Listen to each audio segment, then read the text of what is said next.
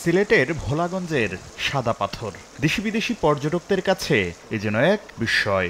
পাথর লুটের পর আকর্ষণীয় এই পর্যটন কেন্দ্রটি হারিয়েছে জৌলুস।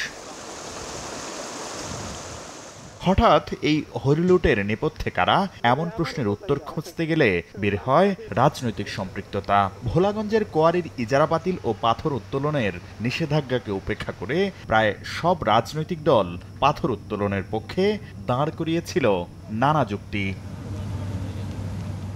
গত বছরের সেপ্টেম্বরে পাথর উত্তোলনের নিষেধাজ্ঞাকে ভারতীয় আগ্রাসন দাবি করে ইসলামী আন্দোলন বাংলাদেশের পক্ষ থেকে বলা হয়, দ্রুত পাথর উত্তোলন না করলে ভয়াবহ বন্যার সৃষ্টি হবে।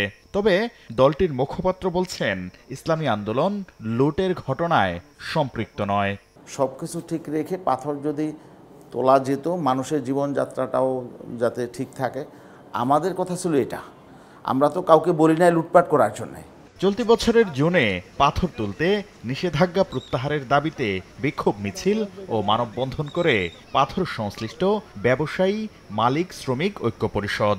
সমাবেশে অংশ নিয়ে পাথর উত্তোলন বন্ধ রাখার সিদ্ধান্তকে উদ্দেশ্য প্রণোদিত আখ্যা দেয় মহানগর জামায়াত। তবে ঘটনার পর পরিবেশ রক্ষায় নিজেদের অবস্থান তুলে ধরছে দলটি। যেখানে পরিবেশ নষ্ট হবে না, এই অবস্থাগুলোর ভিতরে যদি এটা লিজ দেওয়া যায়, তো সরকার রাজস্ব পেল এবং এটা একটা শৃঙ্খলার ভিতরে আসলো।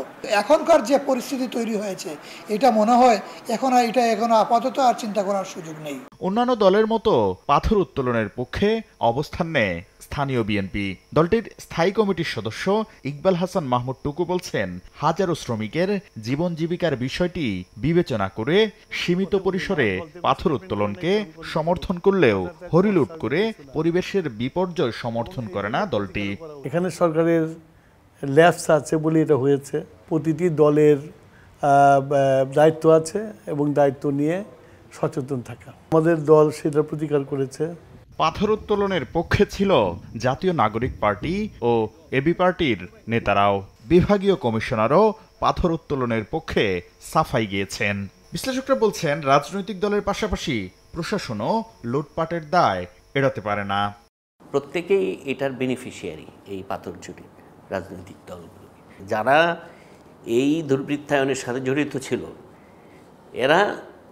এদেরকে সামাজিক বয়কটের মধ্যে ফেলানো উচিত। পাথর রক্ষা করতে না পারার আক্ষেপ প্রকাশকে সরকারের ব্যর্থতা হিসেবে দেখছেন বিশ্লেষকরা।